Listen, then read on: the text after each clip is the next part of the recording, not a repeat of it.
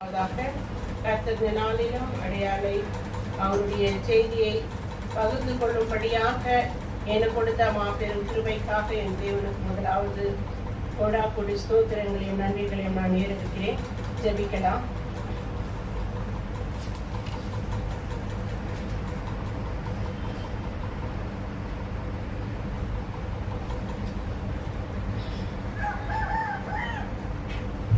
என் சிலுவை நாள்தோறும் நான் சுமக்கணும், உன் சாட்சியாக நான் நீத்தமும் மாறணும்.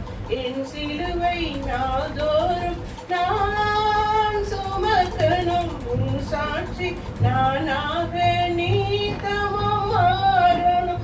சோதனைகள் வந்தாலும் என்ன என்ன செய்திடும், சோதனைகள் வந்தாலும் என்ன என்ன செய்திடும், வேதனைகள் தீர்ப்பவர் நீ இருக்க எதுவும் ஆகிடும். போதுமையா ஏசையா நீர் எனக்கு, வேண்டுமையா என்னாலும் நீர் எனக்கு. நான் தேடும் ஞானம் நீரே ஏசையா, என்றும் நானாக வேண்டுமே உம்மில் நானையா. ஸ்தோத்திரம் கர்த்தாவே. ஆம் தேவனே, நாங்கள் தேடும் ஞானம் நீர் சுவாமி. அப்பா, எங்களிலே ஆண்டவரே நீர் வாசம் பண்ண வேண்டுமாய் உம்மை அழைக்க வந்தாகப்படி அடியானுடைய வாயின் வார்த்தைகளும் இருதயத்தின் ஞானமும் இந்த சமூகத்திலே ஆம் தேவனே பிரதியாக இருப்பதாக ஆண்டவரே இயேசுவின் மூலம் வேண்டிக் கொள்கிறோம் பிதாவே. ஆமென். கர்த்தர் இந்த நாளிலும் நமக்கு கொடுக்கப்பட்டுள்ள வார்த்தைகள் என்னவென்றால், பைபிள் வாசித்திருக்கீங்க, எல்லாரும் கேட்டோம். நம்ம திருவிருந்தை குறித்து வாசிச்சோம் இல்லைங்களா? தூய திருபலி, தூய திருபலி என்னும் திருவருட் சாதனம். அப்போ அந்த தூய திருபலி என்றால், திரு என்றாலுமே ஒரு மதிப்புக்குரிய ஒரு வார்த்தை. அந்த மதிப்புக்குரிய வார்த்தை பலியாகப்பட்டது, தூய திருபலி. அப்போ மதிப்புக்குரிய ஆண்டவராகிய இயேசு கிறிஸ்து பிதாவின் வலது பாசிலே வீற்றிருக்கிறவர் நமக்காக இந்த உலகத்திலே வந்து மரித்து ரத்த சிந்தப்பட்டு மரித்திருக்கிறார். அந்த மரணத்தின் மூலமாக நமக்கு புது உடன்படிக்கை நமக்கு ஏற்படுத்தியிருக்கிறார். அதாவது புது உடன்படிக்கை என்றால், இன்றைக்கு நாம் அவருடைய பிள்ளைகள், நாளைக்கு தேவனுடைய ராஜ்யத்திற்குரிய பிள்ளைகள். இந்த உடன்படிக்கை நமக்கு ஏற்படுத்தியிருக்கிறார். எப்படிங்க?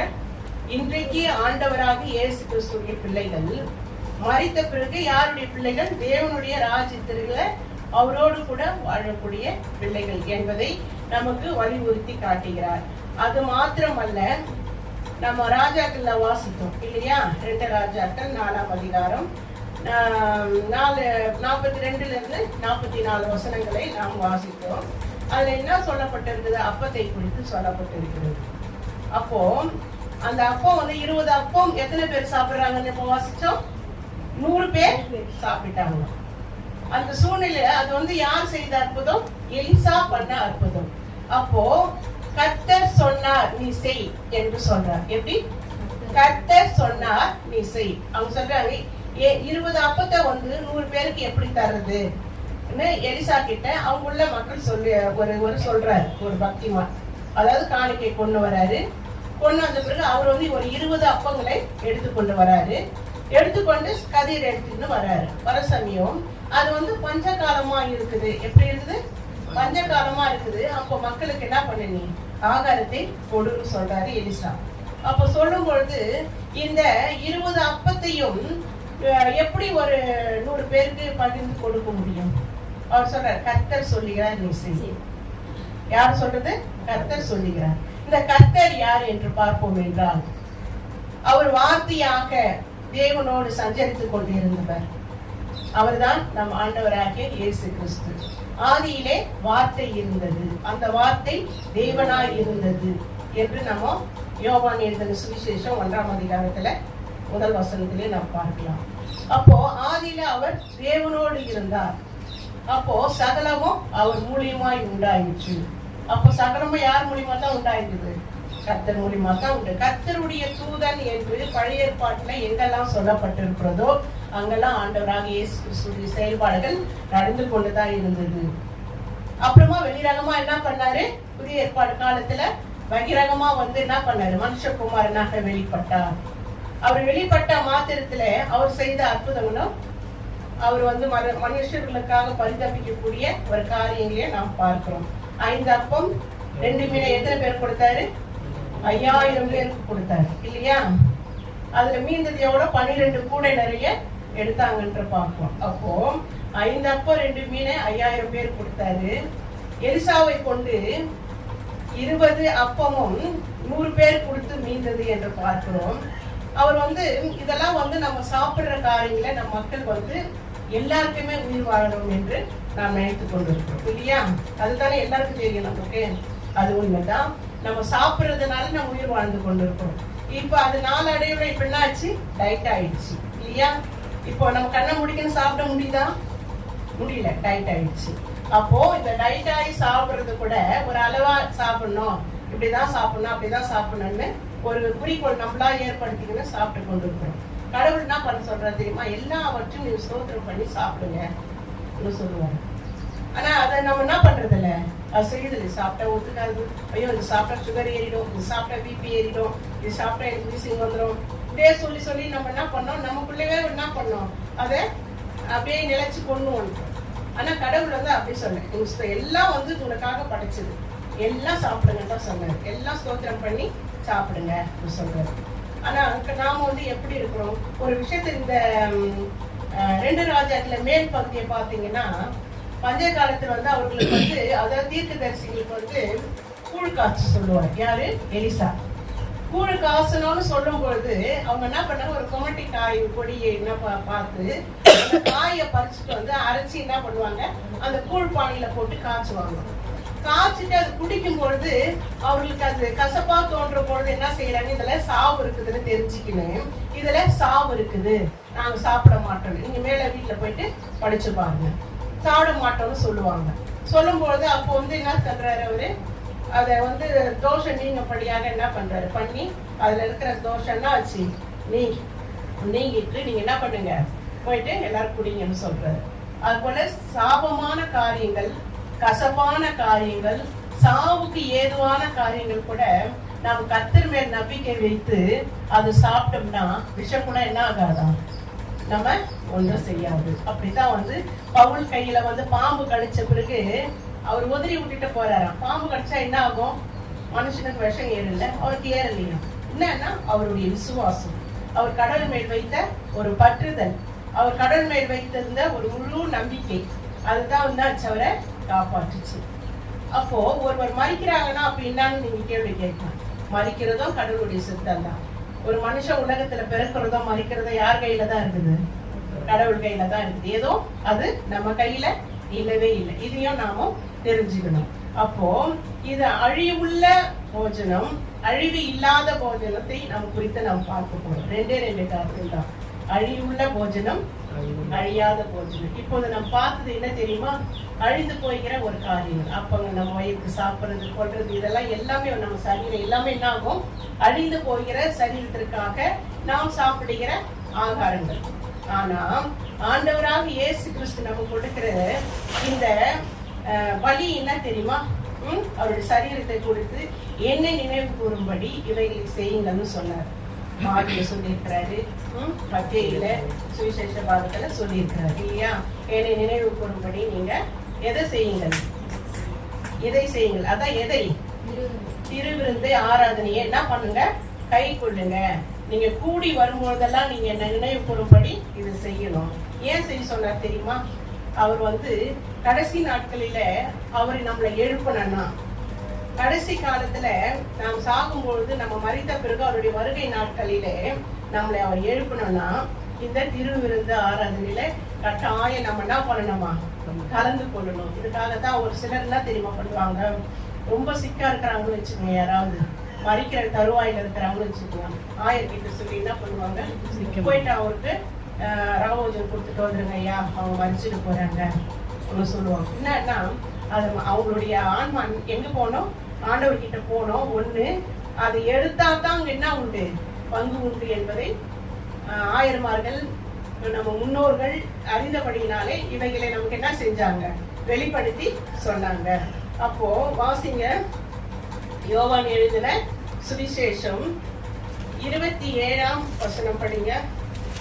6ஆம் அதிகாரத்துல 27ஆவது வசனம். அழிந்து போகிற போஜனத்திற்காக, அழிந்து போகிற போஜனத்திற்காக அல்ல, நித்திய ஜீவன் வரைக்கும், நித்திய ஜீவனை வரைக்கும், நிலை நிற்கிற போஜனத்திற்காகவே, நிலை நிற்கிற போஜனத்திற்காகவே கிரியை நடப்பியுங்கள், கிரியை நடப்பியுங்கள். அதை மனுஷகுமாரன் உங்களுக்கு கொடுப்பார், அது மனுஷகுமாரன் உங்களுக்கு கொடுப்பார். அவரை பிதாவாகிய தேவன், அவரை பிதாவாகிய தேவன் முன்திருத்திருக்கிறார் என்றார். முன்குறித்து இருக்கிறார், முத்திரித்து இருக்கிறார்.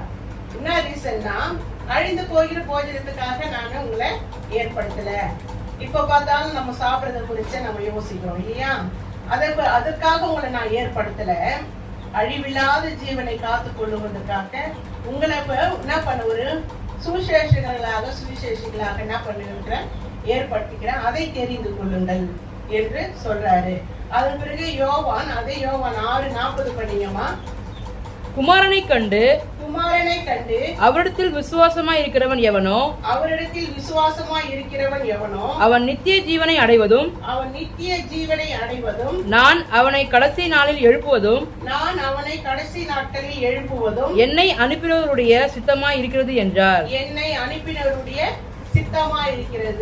இந்த திருவிருந்தில் பங்கு பெற்றவர்கள் கடைசி நாட்களில எழுப்புவது அவருடைய சித்தமாய் இருக்கிறது என்பதை நாம் பார்க்கிறோம். அது மட்டுமல்ல, யோவான் எழுதின சுவிசேஷம் அதே 6:56-57 படிக்குமா. என் மாம்சத்தை புசித்து என் ரத்தத்தை பானம் பண்ணுகிறவன் என்னிலே நிலைத்திருக்கிறான், நானும் அவனிலே நிலைத்திருக்கிறேன். ஜீவனுள்ள பிதா என்னை அனுப்பினது போலவும், நான் பிதாவினால் பிழைத்திருக்கிறது போலவும், என்னை புசிக்கிறவனும் என்னாலே பிழைப்பான். அப்போ ஆண்டவராகிய இயேசு கிறிஸ்துவின் சரீரத்தையும் ரத்தத்தையும் புசிக்கிறவனும் யாரால பிழைப்பான்? ஆண்டவராகிய இயேசு கிறிஸ்துவினாலே பிழைப்பான். பிதா அவரை அனுப்பினது போல, அவர் அவருக்குள்ள இருப்பது போல நாமளும் என்ன பண்ணுவோம், அவருக்குள்ள இருக்கணும்னா, யாருக்குள்ள? ஆண்டவராக இயேசு கிறிஸ்துக்குள்ள இருக்கணும்னா அப்ப நம்ம என்ன செய்யணும், இந்த ராபோஜன ஆராதனையில கட்டாயம் நம்ம என்ன பண்ணணும், கலந்து கொள்ளணும். அது எங்கெங்கெல்லாம் நடைபெறுகிறதோ அங்கெல்லாம் போயிட்டு அவருடைய சரீரத்தை நினைவு கூறும்படியாக அப்பத்தையும் திராட்சை ரசத்தையும் நம்ம என்ன பண்ணணும், ஸ்நானம் பண்ணணும். ஆனா இதுல முன்னாடி நம்ம பார்ப்போம் என்றால், வாசித்த பாதில இவன் யாக்கோபுடைய குமாரன் அல்லவா, இவனுடைய சரீரத்தை நமக்கு எப்படி இவன் சாப்பிட கொடுக்க முடியும்? அவங்க பேசின ஒரு சலசலப்பு.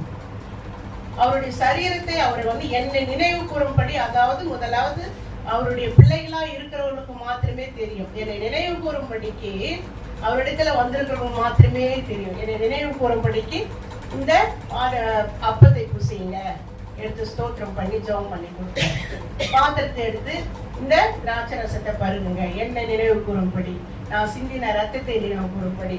ஆனா அவங்க இருக்கிறவங்க என்ன பேசுனாங்க, இவன் எப்படி இவன் சரீரத்தை சாப்பிட கொடுக்க முடியும்? அந்த அதிகாரத்திலே படிச்சீங்கன்னா உங்களுக்கு தெரியும். அப்போ எப்படி ஒரு மதியனமான ஒரு மக்கள், என்ன ரீசன்னா, அவங்களுக்கு இப்போ நம்ம கிறிஸ்துவுக்குள்ள இருக்கிறதுனால, வேதம் தெரியறதுனால அவரை சரீரத்தை கொடுத்து அவர் சொல்ற விஷயங்களை நாம ஏற்றுக்கொள்கிறோம். ஏற்றுக்கொள்ளாதவர்கள் அந்நியர்கள் என்ன செய்வாங்க, எப்படி சரீரத்தை கொடுப்பாரா இவருன்னு சொல்லிட்டு இப்படிதான் அவங்க கேட்ட மாதிரி தான் கேட்பாங்க இல்லையா? அப்போ அவர்களுக்கு எப்படி தெரிவிக்கிறது? அவர் தெரிந்து கொள்ளப்பட்டவர்கள் மாத்திரமே தான் என்ன பண்ணுவாரு, இவைகளை வெளிப்படுத்துறார், சீஷர்களுக்கு சொல்றார் இல்லையா? அதன் பிறகு அவருடைய நாமம் தரிக்கப்பட்ட பிள்ளைகளாக நமக்கு சொல்றாரு. நாமெல்லாம் பாக்கியவான்கள். ஏனென்றால் அவருடைய நாமம் தரிக்கப்பட்டு அவரை அறிந்து புரிந்து நம்ம என்ன பண்றோம், இங்க நம்ம அவரை ஆராதிக்கிறோம். அப்போ தெரியாமே ஒரு சிலர் என்ன பண்றாங்க, ஆராதிக்கிறாங்க இல்லையா? அந்த ஆராதனைகள்லாம் ஒரு தவறுதலுக்குரியான ஒரு ஆராதனை. அது மாத்திரமல்ல, அதே 6:65 வாசிங்கம்மா. ஒருவன் என் பிதாவின் அருளை பெறாவிட்டால் என்னிடத்திற்கு வரமாட்டான் என்று இது நிமித்தமே உங்களுக்கு சொன்னேன் என்றார். அப்போ இது நிமித்தமே உங்களிடத்துல சொன்னேன்னு சொன்னா யாருக்கிட்ட சொல்றாரு? அவர் நாமத்தை அறிந்த பிள்ளைகளிடத்துல சொல்றாரு. இங்க அமர்ந்து கொண்டிருக்கிற ஒவ்வொருத்தருக்கே சொல்றாரு. என்னன்னு என்னுடைய மறுபடியும் படிங்கம்மா. ஒருவன் என் பிதாவின் அருளை பெறாவிட்டால் என்னிடத்திற்கு வர மாட்டான். யாருடைய அருளை பெறாவிட்டால்? பிதாவின் அருளை பெறாவிட்டால் என்னிடத்தில் வரமாட்டான். அதே மாதிரி ஊழியம் செய்கிற ஊழியக்காரர்கள் கூட அவருடைய நாமத்தை அவர் அறிந்து புரிந்து வைத்துக் கொண்டிருந்தால் மாத்திரம் இல்ல, அவர் தெரிந்து கொண்டால் மட்டுமே தான் அவங்க ஊழியக்காரர்களாகவும் ஆயர்களாகவும் மாற முடியும். இல்லை என்றால் அது வாய்ப்பில்லை. அப்போ இதெல்லாம் ஒரு கனத்துக்குரிய ஒரு ஊழியங்களும் கனத்துக்குரிய ஒரு பிள்ளைகளாகவும் நாம் வாழ்ந்து கொண்டிருக்கிறோம். ஆண்டவராகிய இயேசு கிறிஸ்துடைய வாழ்க்கை நாம் பிரதிபலிக்கிற ஒரு பிள்ளைகளாக நாம் காணப்படும் போது அவர் திருபலிக்கு நாம் முன்மாதிரியாக நாம் இருக்கிறோம். திருபலினாலுமே இப்பொழுது கல்யாணம் ஆனவங்களுக்கும் திருபலின்னு போடுறாங்க இல்லையா? அந்த கணத்தை நம்ம ஆண்டவர் நமக்கு எப்பவே கொடுத்துட்டாரு. ஒவ்வொரு பிள்ளைகளும் நான் ஆண்டவராக இயேசு மதிப்புக்குரிய என்னுடைய தகப்பனர் ஆண்டவராக இயேசு கிறிஸ்து மகள் நான் ஆவிக்குரிய வாழ்க்கையில தைரியமா சொல்லலாம். நாம் அழிந்து போகிற போஜனத்துக்காக நித்திய ஜீவனை உண்டாக்கக்கூடிய ஒரு வாழ்க்கையை நாம் வாழ்ந்து கொண்டிருக்கிறோம். முதல்ல படித்ததை படிங்கம்மா. யோவான் 6:40. குமாரனை கண்டு அவரிடத்தில் விசுவாசமா இருக்கிறவன் எவனோ அவன் நித்திய ஜீவனை அடையவும் நான் அவனை கடைசி நாளில் எழுப்புவதும் என்னை அனுப்பினருடைய சித்தமாய் இருக்கிறது என்றார். நித்திய ஜீவனை அடைவதும், நித்திய ஜீவனை மரித்து போன பிறகு நமக்கு கடவுள் கொடுக்கிற ஒரு நித்திய ஜீவன். நம்ம பாடுறல, ஜீவ தண்ணீரே ஆவியானவரே, அட்டடிப்பா, ஜீவ தண்ணீரே ஆவியானவரே, வற்றாத நதியாக வாரும் போதகரே, ஜீவ தண்ணீரே ஆவியானவரே, வற்றாத நதியாக வாரும் போதகரே, வறுமையா போதகரே, வறுமையா போதகரே, வற்றாத ஜீவ நதியாக, வற்றாத ஜீவ நதியாக.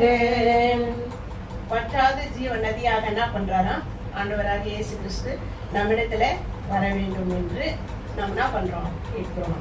அப்போ அவர் வற்றாத ஜீவ நதியா என்ன பண்றாரு, நமக்குள்ள வராரு. அவர் நம் ஜீவனை என்ன பண்றாரு, மாசு இல்லாமல் கழுவப்படுகிறார். கழுவப்பட்டு நம்ம என்ன பண்றோம், அவருடைய பிள்ளையாக வாழும்படி செய்கிறார்.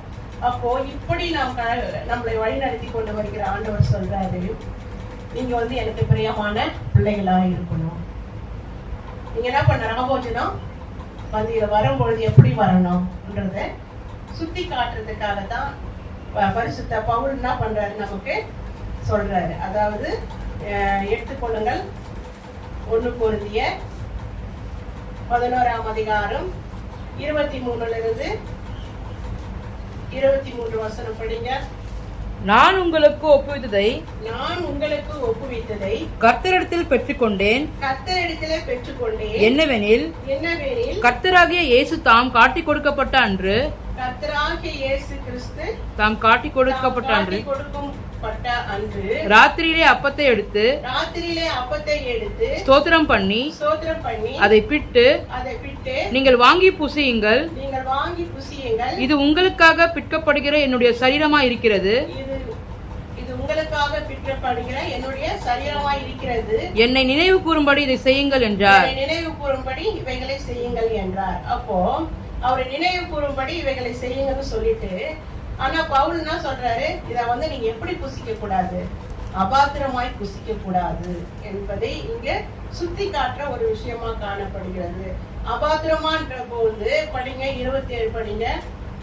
இப்படி இருக்க எவன் அபாத்திரமாய் கர்த்தருடைய அப்பத்தை புசித்து அவருடைய பாத்திரத்தில் பானம் பண்ணுகிறானோ அவன் கர்த்தருடைய சரீரத்தையும் இரத்தத்தையும் குறித்து குற்றமுள்ளவனாய் இருப்பான். நம்ம வந்து நாளைக்கு ராமபோஜனம் நம்ம எடுக்க போறோம்னா இன்னைக்கு என்ன பண்ணணும்? ஆயத்தப்படணும், பரிசுத்தப்படணும். ஆண்டவரே, உங்களுக்கு விரோதமா நான் எதனா பாவம் செஞ்சேன்னா சாமி என்னை மன்னிச்சிடுங்க. என்னென்ன தவறுகள் கடவுளுக்கு விரோதமா செஞ்சுமோ அதெல்லாம் கடவுள்கிட்ட அறிக்கை செஞ்சுட்டு அவங்களை என்ன பண்ணணும், விட்டுட்டு மறுபடியும் அந்த தவறுகளை என்ன பண்ணக்கூடாது, செய்யக்கூடாது. விட்டுட்டு என்ன பண்ணணும், நான் பரிசுத்தா வாழ்க்கை வாழற சாமி சொல்லிட்டு அவருடைய பந்தியில வந்து சேரணும். அவர் பந்தியில நம்ம சேரும்போது எல்லா தப்பும் நீ செஞ்சுட்டு வந்து சேர்ந்தனா நிச்சயமா நீ கடவுளுக்கு என்ன பண்ணணும், கணக்கு ஒப்புவிக்கணும். நீ குற்றம் உள்ளவனா இருப்ப. அது தொடர்ந்து படிங்கம்மா. எந்த மனுஷனும் தன்னைத்தானே சோதித்தறிந்து இந்த அப்பத்தில் புசித்து இந்த பாத்திரத்தில் பானம் பண்ண கடவுள். தன்னைத்தானே, உங்களை தானே நீங்க என்ன பண்ணணும், சோதித்தறியணும். அவர் அழகா சொல்லி கொடுக்கிறார் இல்லையா? சோதித்தறிந்து இந்த பாத்திரத்துல என்ன பண்ணணும், பானம் பண்ணணும். அது என்ன வேணியில் அபாத்திரமாய் போஜனம் பண்ணுகிறவன் கர்த்தருடைய சரீரம் இன்னதென்று நிதானித்து அறியாததனால் தனக்கு ஆக்கினி தீர்ப்பு வரும்படிக்கு போஜனம் பண்ணுகிறான். என்னமா ஆக்கினி தீர்ப்புனா என்ன தெரியுமா? நரகம். நரகத்துல தள்ளப்படுகிறதுக்கு என்ன பண்றீங்க? அபாத்திரமா நீங்க போஜனம் பண்ணீங்கன்னா உங்களுக்கு என்னதான் கிடைக்கும்? நரகம் தான் கிடைக்கும். ஏன்னா இது ஒரு சரீரம், அவருடைய சரீரம், அவருடைய பலி என்னது, பரிசுத்தமானது. அவர் பரிசுத்தமானவர். அவர் பரிசுத்தமான ரத்தத்தை சிந்தினார். பரிசுத்த ஒரு பலியை நமக்கு கொடுத்திருக்கிறார். அந்த காலத்துல வந்து ஆடுகள் மாடுகள் செலுத்தின பலி அல்ல, ஆண்டவராக இயேசு கிறிஸ்துவுடைய பலி. அவரே தன்னை ஒப்பு கொடுத்த பலி. யாரு? நம்மை மீட்கும்படியாக நம்ம உண்டாக்கினவர். இந்த உலகத்துல அவரே நம்மை உண்டாக்கினார். சங்கீதத்துல படிச்சோம் இல்லையா? 100வது சங்கீதத்துல படிச்சோம். அவரே நம்மை உண்டாக்கினார். நாம் என்ன பண்றோம்? அவர் மேய்ச்சலின் ஆடுகளுமாய் இருக்கிறோம். அப்போ நாம் கர்த்தர் நல்லவர் என்பதை ருசித்து பார்க்கணுமா? எப்படி ருசித்து பார்ப்பீங்க? இவ்வளவு நேரம் சொல்லி கொண்டிருக்கிறத நீங்கள் தியானிக்கும் பொழுது தான் ருசி பார்க்கிறீங்க என்று அர்த்தம். இல்லை என்றால் அது தியானிக்கலன்னா அது அந்த பொருளுக்கு அடக்கம் உள்ளதா இருக்காது. கடவுள் வந்து அவருடைய நாமத்தின் மேல் விசுவாசம் வைத்து என்னை ஏற்றுக்கொண்டவர்கள் எத்தனை பேர்களோ அத்தனை பேர்களும் தேவனுடைய பிள்ளைகளாகும்படி அவர்களுக்கு அதிகாரம் கொடுக்கும் என்று யோவான் எழுதின சுவிசேஷம் 1ஆம் அதிகாரம் 12வது வசனத்துல சொன்னபடியாக என்ன பண்றாரு? நம்ம அவருடைய பிள்ளைகளாக ஆக்கி வைத்திருக்கிறார். ஒரு அங்கீகாரம் கொடுத்திருக்கிறார். புத்திர சுவிகாரத்தின் ஆவியை உங்களுக்கு நான் கொடுத்திருக்கிறேன் என்று சொல்லி இருக்கிறார். நான் அவர் என்ன பண்ண சரீரத்தை கொடுத்து ஒரு புது உடன்படிக்கை ரத்தத்தை என்ன பண்றாரு? நமக்கு திராட்சை ரசமாகவும் அப்பமாகவும் கொடுத்து இருக்கிறார். அதை புசித்து கொண்டு இருக்கிறோம். நாம் எப்படியாக அவருக்கு வாழ கடமைப்பட்டு இருக்கிறோம். என்ன நிலையில நம்ம வாழ்ந்து கொண்டு இருக்கிறோம்? ஒழுங்காக வேதத்தை வாசிக்கிறோமா? படிக்கலாம்.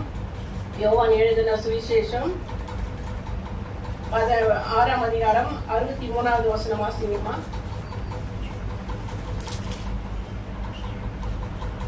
ஆவியே உயிர்ப்பிக்கிறது, ஆவியே உயிர்ப்பிக்கிறது, ஆவியே உயிர்ப்பிக்கிறது. மாம்சமானது ஒன்றுக்கும் உதவாது, மாம்சமானது ஒன்றுக்கும் உதவாது. நான் உங்களுக்கு சொல்லுகிற வசனங்கள், நான் உங்களுக்கு சொல்லுகிற வசனங்கள் ஆவியாயும் ஆவியாவும் ஜீவனாயும் இருக்கிறது.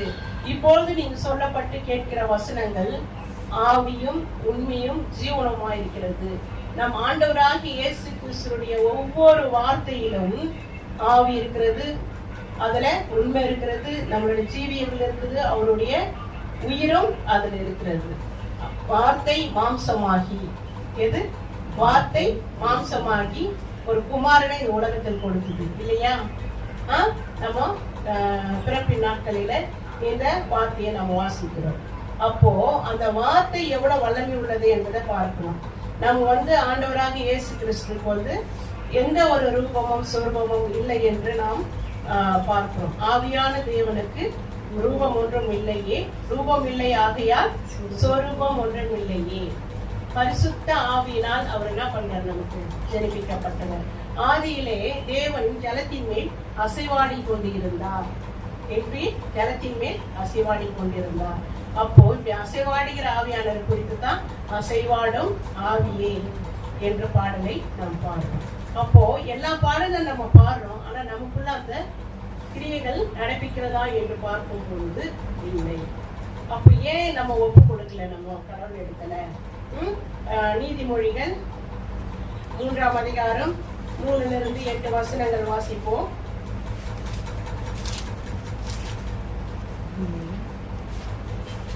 கிருபையும் சத்தியமும் உன்னை விட்டு விலகாதிருப்பதாக. கிருபையும் சத்தியமும் உன்னை விட்டு விலகாதிருப்பதாக. நீ அவைகளை உன் கழுத்திலே பூண்டு. அவைகளை உன் இருதயமாகிய பலகையில் எழுதிக்கொள். அதனால் தேவனுடைய பார்வையிலும் மனுஷருடைய பார்வையிலும் தயையும் நற்புத்தியும் பெறுவாய். உன் சுய புத்தியின் மேல் சாயாமல் உன் முழு இருதயத்தோடும் கர்த்தரில் நம்பிக்கையாயிருந்து உன் வழிகளில் எல்லாம் அவரை நினைத்துக்கொள். அப்பொழுது அவர் உன் பாதைகளை செவைப்படுத்துவார். நீ உன்னை ஞானி என்று எண்ணாதே. கர்த்தருக்கு பயந்து தீமையை விட்டு விலகு. அது உன் நாவிக்கு ஆரோக்கியமும் உன் எலும்புக்கு ஊனமாகும். நம்மளுடைய நாக்கு கூட என்ன வேணுமா? ஆரோக்கியம் வேணுமா? அப்ப ஆரோக்கியம் வேணும்னா எதைதான் படிக்கணும்? சத்திய வசனங்களை படிக்கணும். சத்திய வசனங்களை படிக்கத்தான் உன்னிடத்துல இருந்து தேவையில்லாத காரியங்கள் உன் நாவில் புறப்படாதபடி கடவுள் என்ன பண்ணுவாரு? எல்லாத்தையும் எடுத்து போட்டு உன்னுடைய நாக்கை பரிசுத்தப்படுத்துவார். அப்ப என்ன நாக்குல நான் பேசுறேன்? மற்றவங்களை குறித்து பேசுறது தப்பு தான். மற்றவங்களுடைய மனசை புண்படுத்துறதே தப்பு தான். மற்றவங்களை காயப்படுத்துறதே தப்பு தான். ஒருத்தருக்கு ஒரு காரியங்களோட திருப்பலி என்று போது ஒரு மதிப்புக்குரிய ஒரு கணத்துக்குரிய ஒரு வார்த்தை இல்லையா? திருமதி திரு சொல்றது. அப்போ அந்த மதிப்புக்குரிய கணத்துக்குரிய வார்த்தைக்கு நாம் பங்காளர்களா, அது கூறியவர்களா இருக்க வேண்டும் என்றால் நாம் எப்படி நடந்து கொள்ள வேண்டும்? நம்முடைய உள்ளம் சுத்தமாகணும். நம்முடைய நாக்கினால என்ன பண்ணக்கூடாது? மற்றவர்களை குறித்து புறம் கூறக்கூடாது, மற்றவர்களை அழிக்கக்கூடாது. இப்படிலாம் இல்லாத நம்முடைய நாக்குக்கு என்ன பண்ணணும்? ஒரு ஆரோக்கியமான ஒரு வாழ்வு வேணும் என்றால் அவரை குறித்து பாடுவதும், அவருடைய சத்திய வசனங்களை வாசிப்பதும், அவைகளை என்ன பண்ணணும்? எப்படி நம்ம 3வது வசனத்துல வாசித்தபடி கிருபையும் சத்தியமும் உன்னை விட்டு விலகாத இருக்கணுமா? அப்போ சத்தியம் என்ன பண்ணணும்? உன் இருதயத்துக்குள்ள இருக்கணும். அப்படி கிருபை உன்னை சூழ்ந்து கொள்ளும். அவை ரெண்டும் என்ன பண்ணக்கூடாதான்? நம்மளை விட்டு விலகி போவே கூடாதான். விலகாத இருப்பதாக நீ அவைகளை உன் கழுத்தில் போடு. எல்லாரும் சிலுவை அடையாளம் வச்சுருக்கீங்களா? அந்த சிலுவை அடையாளத்தை எதை குறிக்குது? நம்ம ஆண்டவராக இயேசு கிறிஸ்து எனக்காக இந்த சிலுவையில் என்ன பண்ணாரு?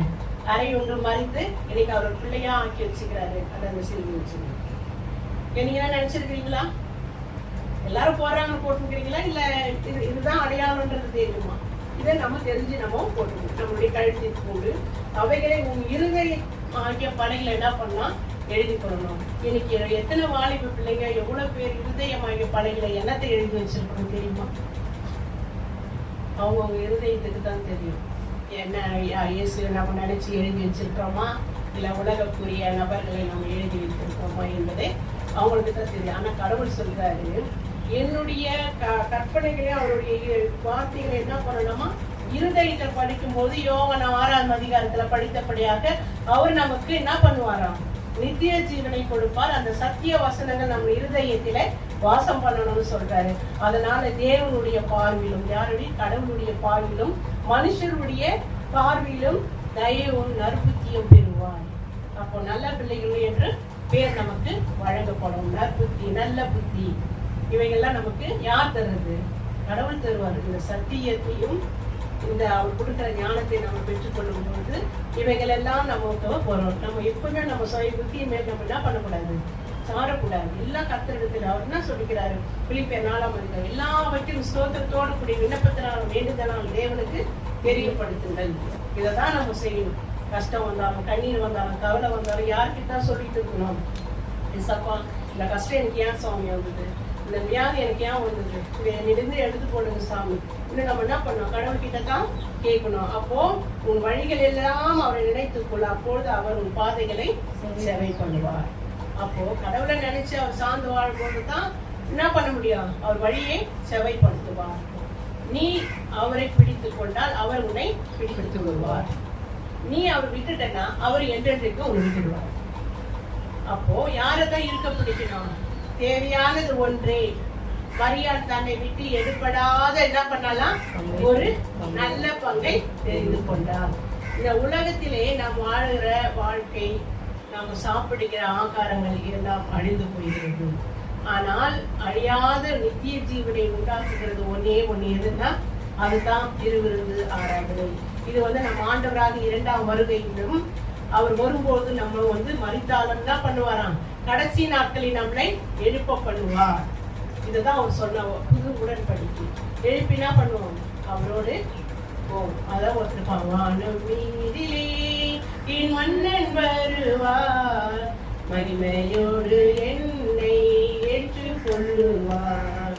வானம் மீதிலே என் மன்னன் வருவார், மகிமையோடு என்னை ஏற்றுக் கொள்ளுவார். நான் அங்கே போவேன், ஆர்ப்பரிப்பேன், என் ஆண்டவரின் துதியை சொல்லி மகிழ்வேன். நான் அங்கே போவேன், ஆர்ப்பரிப்பேன், என் ஆண்டவரின் துதியை சொல்லி மகிழ்வேன். வானம் மீதிலே என் மன்னன் வருவான், மகிமையோடு என்னை ஏற்றுக் கொள்ளுவார். அப்போ ஏற்றுக்கொள்ளனா எப்படி இருக்கணும்? அவருடைய கட்டளைகளை கைக்கொள்ள வேண்டும். இந்த சத்திய வசனங்களை நமக்கு போஜனமாக நம் இருதயத்தை நாம் பரிசுத்தப்படுத்தக்கூடிய ஒரு காரியமாக எண்ணி நாள்தோறும் அவருடைய வசனங்களை தியானிக்கணும். சங்கீதம் 105 வாசிங்க.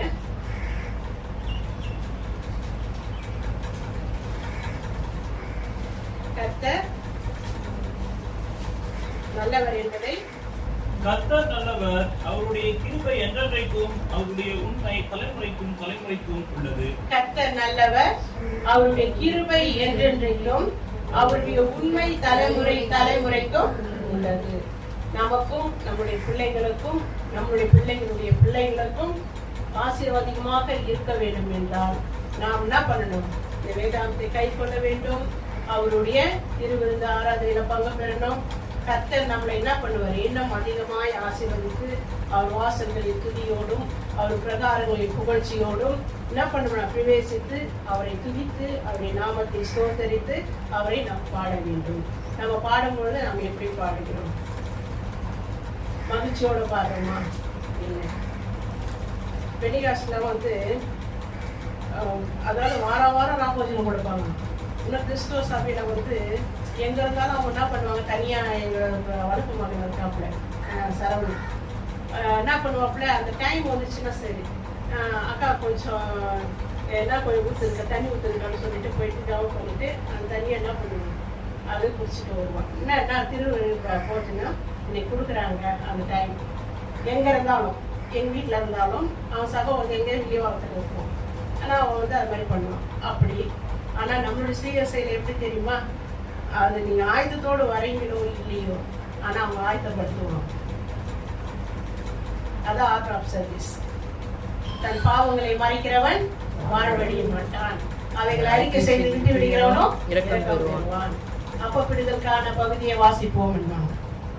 அந்த அப்பப்பிடுதல ஆண்டவருடைய காரியங்கள் அத்தனையும் அதுல வரும் பட்டியல். அப்புறமா என்ன செய்வாங்க? விசுவாச பிரமாணம், பாவ அறிக்கை, இத்தனையும் பண்ணி ஏறக்குறைய ஒரு 1/2 hour ஆகும் அந்த ஆர்டர் ஆஃப் சர்வீஸ் முடியறதுக்கு. 1/4 மணி நேரம் இன்னும் சுருக்கமா முடிக்கணும். இதுக்கு போனோம்னா 1/4 மணி நேரத்துல முடிப்பாங்க. அதை பண்ணாம என்ன பண்ண மாட்டாங்க? உங்களை ஆயுதப்படுத்தாம ராபோஜனத்துல உங்களை பங்கெடுக்க ஒத்துக்க மாட்டாங்க. இது நான் சாட்சியாக தான் சொல்றேன். எங்க அண்ணன் இல்ல மறைச்சிட்டாப்புல, எங்க சித்தப்பா பையன் அரிசிமேன்னு பாட்டு பாடினாப்புலன்னா அவ்வளவு அழகா இருக்கும். அந்த பாட்டுக்கு மயங்காத மனுஷர்களே யாருமே கிடையாது. அண்ணன் பாடுறாருன்னா வந்து நின்றுவாங்க எல்லாருமே. அந்த மாதிரி எங்க இருந்தாலும் அதோட வாய்ஸ் வந்து அவரை நம்ம மற்றவங்க இழுக்கும் அப்படியே. அது போல பாடுவாப்புல. நல்ல பிரசங்கம் வந்து எப்படி இருக்குன்னா கோர்வையா இருக்கும், விட்டு விட்டாப்புல இருக்காது. ஒரு வார்த்தை எடுத்தாப்புலன்னா அந்த வார்த்தை வந்து அப்படியே கோர்வையா ஒரு 10 வார்த்தை வரும் லைனா. அது எப்படிதான் பண்ணுவாப்புலன்னு தெரியாது. ஆனா அந்த வார்த்தை குறிதே ஒரு டக்கு டக்கு டக்குன்னு அது மாதிரி பண்ணுவாப்புல. அண்ணன் வந்து ஒரு நாள் வந்து லேட் ஆகுது. அது திருவிருந்த ஆராதனை ஐயர் வந்துட்டாரு, நடத்திட்டாரு. கடைசி நேரத்துல வராரு. வரும்போது வந்து பின்னாடி உட்காந்துட்டாப்புல. அண்ணா போய் எடுங்க. நானா இல்ல வேணாம் சொல்லிட்டு உட்காந்துட்டேன். சரி எல்லாம் முடிச்சுட்டு ஏன்னா எடுக்கல, நீ வந்து இங்க போய் எடுக்கலாரு. அப்படிலாம் எடுக்கக்கூடாது, ஆயத்தப்பட்டு தான் எடுக்கணும். நான் ஊழியக்காரன்றதுக்காக நான் போயிட்டு முன்னாடி நான் எடுக்கக்கூடாது. கடவுள் கர்த்தருக்கு பதில் சொல்லணும். அபாத்திரமா எதுவும் புசிக்க கூடாது அப்படின்னு சொல்லிட்டு அந்த வண்டியில அண்ணன் சேரவும் இல்லை, எடுத்துக்கவும் இல்லை. அப்படின்னா ஆரம்பத்துல இருந்து ஆயத்தப்பட்டு தான் என்ன பண்ணணும், அந்த திருவிருது நாம் எடுத்துக்கொள்ளணும், பயபக்தியோடு எடுத்துக்கொள்ளணும். ஒருவருக்கு பின்னாடி நம்ம வாசித்தோம் இல்லையா, 1 குழந்தையில ஒருத்தர் வந்து எடுத்து பிறகு காத்திருந்து ஒருத்தர் எடுங்கன்றாரு. அதன் பிறகு இன்னொரு அந்த சபையில் உள்ள மக்களுக்கும் சொல்லுவாரு, இல்லன்னு நீங்க அபாத்திரமா புசிக்கிறீங்க, அது மாதிரி பண்ணாதீங்க. உங்களுக்கு வீடு இல்லையா, வீட்டுல உங்களுக்கு சாப்பிட்ற ஆகாரம்லாம் வைத்து வந்து என்ன பண்ணுவாங்க, வீட்டுல சர்ச்சில் ஆலயத்துல புசிப்பாங்க. ஆலயத்துல ஏன் வந்து புசிக்கிறீங்க, இருக்கிறவங்களும் இருக்காங்க, இல்லாதவங்களும் இருக்கிறாங்க, ஆலயத்துல புசிக்காதவங்கலாம் சொல்லுவாரு. எவ்வளவு வழிமுறைகளை நமக்கு பைபிள் கற்றுக் கொடுக்குது. எப்படி பரிசுத்தமா வாழணுன்றதும் கற்றுக் கொடுக்கப்பட்டிருக்கிறது. இன்னும் பழைய ஏற்பாட்டுலாம் பாத்தீங்கன்னா எப்படியாக நாம் சுத்தமாக இருக்க வேண்டும், என்ன புசிக்கணும் என்ன புசிக்க கூடாதுன்றதெல்லாம் சொல்லப்பட்டு இருக்குது. இன்னும் சொல்லிட்டே போனா ஆனா அந்த திருவிருத ஆராதனை நாம் கலந்து கொள்ள வேண்டும் என்றால் நம்ம சத்தியத்துக்குள்ளாக நம்மளை வழி நடத்தி கொள்ள வேண்டும். அவர் சத்திய வசனங்களை உட்கொள்ள வேண்டும். அதன் பிறகு அவருடைய அப்பத்தி அவருடைய சரீரத்தை நினைவு கூறும்படியாக திருவிருந்து ஆராதனை கலந்து கொண்டு தொடர்ந்து அவருடைய ஆசீர்வாதத்துக்குள்ளாக வழிநடத்தி நித்திய ஜீவனுக்கு போகிற வழிகளை நாம் கண்டுபிடித்து அவைகளை நடப்போமாக. கர்த்தர் நம்மையும் நம் குடும்பங்களையும் தனிப்பட்ட நபர்களையும் ஆசீர்வதிப்பாராக. ஆமென்.